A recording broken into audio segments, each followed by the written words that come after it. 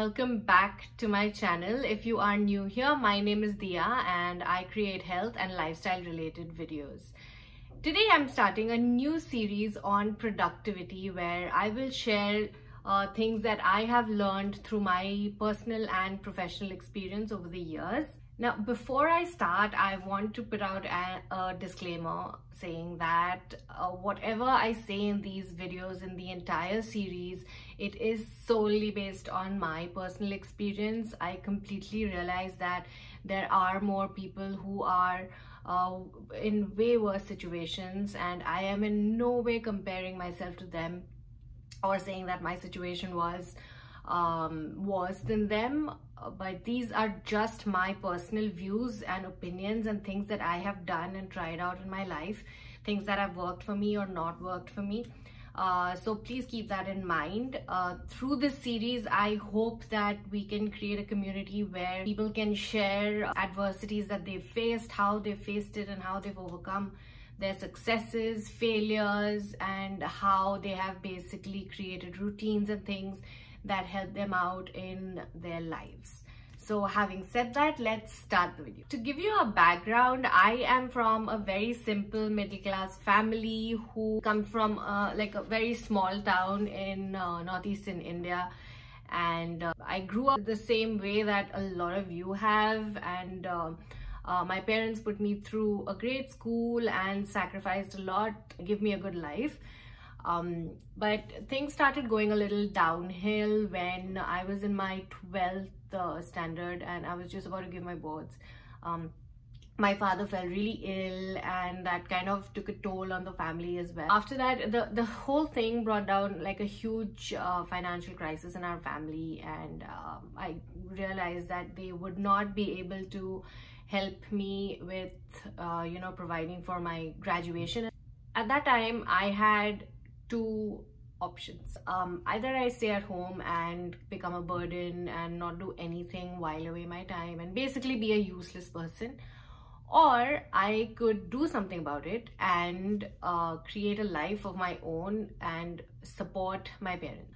I chose the second option, obviously, and I started working at the age of 18 as a flight attendant. I will not name the airline, most of you might be knowing. That's from where actually my journey of life and career began. 13 years, 4 companies later, I'm here to share what I have learned from these experiences and some do's and some don'ts that might just help you guys out in your careers. Number 1, keep your workspace clean. Okay guys, I cannot stress as like more on this, how important it is, because if your desk is cluttered, your mind is going to be cluttered. You're going to feel unorganized, you're not going to manage time properly, you're going to get extremely overwhelmed with the amount of work that keeps coming at you.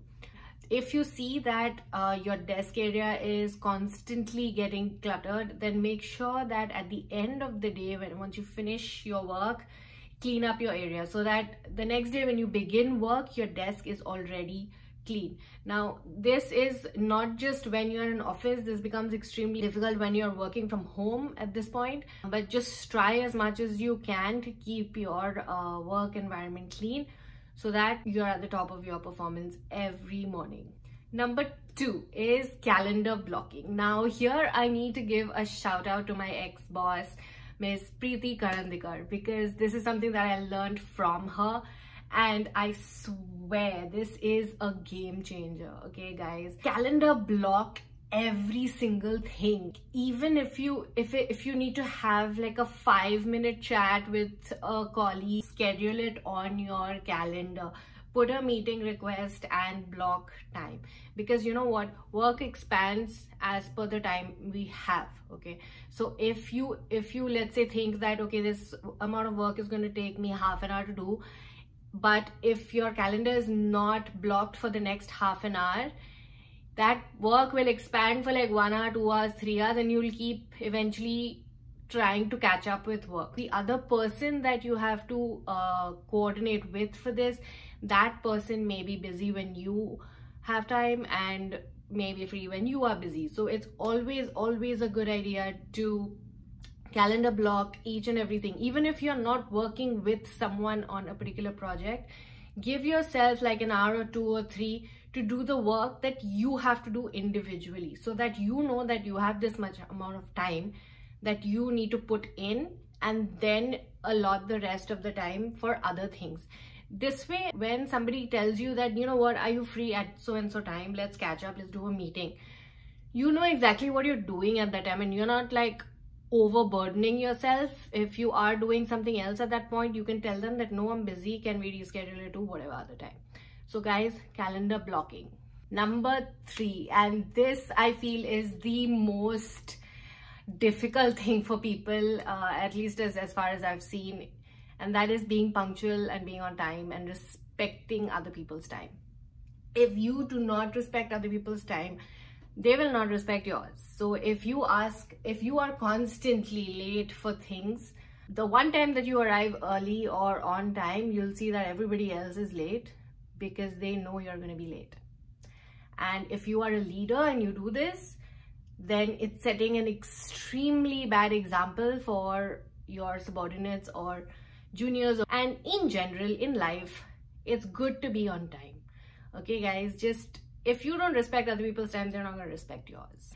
Next, write down your personal goals. Okay, now, yes, your organization gives you KRAs, which are basically goals, but they're goals for your company. Okay, these are things that you need to do in order for the company to achieve some sort of a target. They are not your life goals.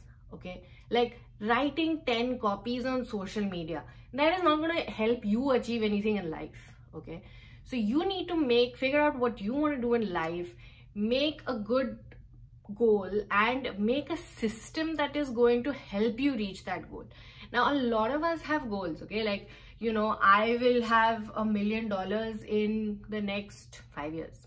Okay, but how are you actually going to make that money? All right, you need to assess what your net worth is right now, what your liabilities are, what your assets are. If you sold everything that you own today in life, how much money do you have?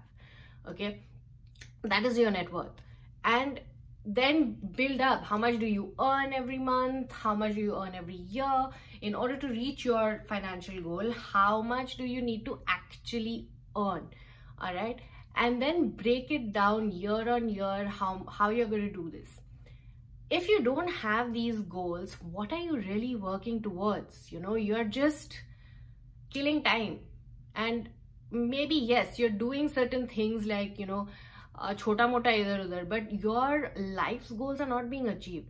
So make sure that you figure out what your goals are, figure out what things that do you want, you know, and it doesn't have to be materialistic. It could be like getting married, having children, you know, or traveling somewhere, or whatever it is, you know, or it could be material. Like it could be having so much money in the bank account, it could be buying a car, buying a house, or buying a helicopter, whatever the hell it is. Just make sure you write it down and work backwards. Next one is treat your team right. This is especially for leaders, managers, anybody who basically works in a team. Even if you're not a leader, even if you are one of those junior people on the team, make sure that you treat everyone with respect. Just because you are a boss does not mean that you own these people. Please remember that. I know that work culture has become like this over a period of time, but please remember that these people who are working with you, they're all contributing to your success and you are contributing to their success. So if these people were to be removed from that whole system, you would be left alone and you cannot do everything possible. All right, so make sure that you treat them with respect, treat them right. And if you do that, you will notice a huge difference in the way they work. Next, never say no to learning new things. You might be a CEO in a company somewhere, you might be the owner of the company, but never say no to learning new things. If you guys are just joining or just starting up and you know you're not getting the exact role that you want, like your dream job, take up opportunities that are coming. This will help you firstly explore.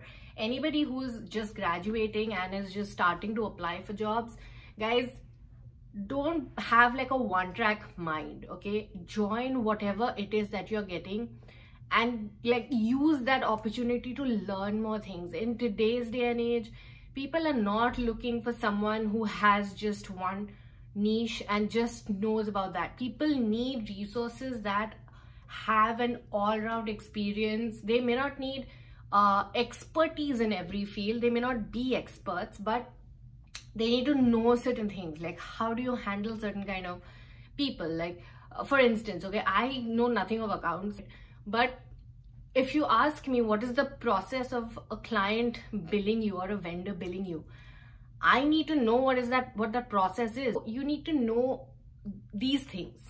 You don't need to be like a CPA or something. Next, don't work everyone the same way. This goes hand in hand with treating your team respectfully, and this particular thing also goes for people outside of your team. It even goes into your personal life. Now, how you would handle, let's say, you know, your girlfriend or your wife or your husband is not necessarily how you would handle a sister or your parents. Even between parents, like even how you would handle your dad is not how you would handle your mom. All right, the same concept applies in the workplace. So each of your team members, they're not the same people. Some people might be really proactive and really like enthusiastic. Some people might need a little bit more of a nudge. So you need to judge that and then help them. Don't set them up for failure, set them up for success, so that whenever you give work to somebody, they're excited about it. They want to get it done because you've given them that job and your work actually gets done. Now the last one is don't be lazy and don't whine. Okay, now think of it this way, wherever you work, okay, think of it this way, that if you were the boss and you were looking at someone who's extremely lazy, couch potato, doesn't do anything on time, does not deliver on deadlines, does not do anything proactively, does not come up with new ideas, matlab zero, okay, will you be paying that person to stay on in your company? Most probably the answer will be no, right? So why are you behaving that way? All right, so you need to get off your ass, pull up your socks. If you don't know what's happening around, take a class, speak to your bosses, understand if the company will give you some sort of a training to you know, enhance your skills. Do something, get to work. Okay, now on the other hand of that is whining.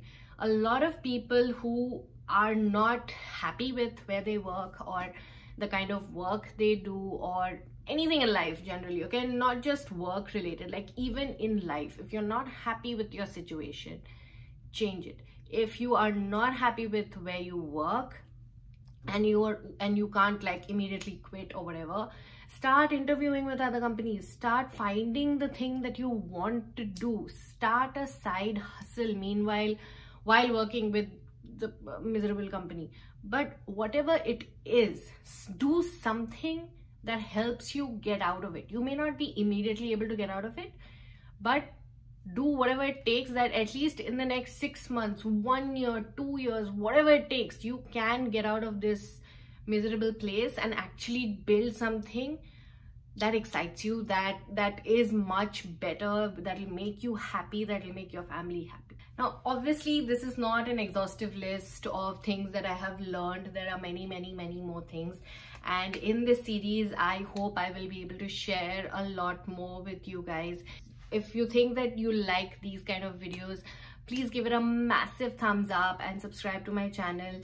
Please don't forget to comment and let me know anything that you have learned from your work experience or personal life, or just in general, anything that your friends have learned, mistakes you've made, or you know, things that could help as resources to other people who might be going through the same thing. And I'll see you in the next one. Bye.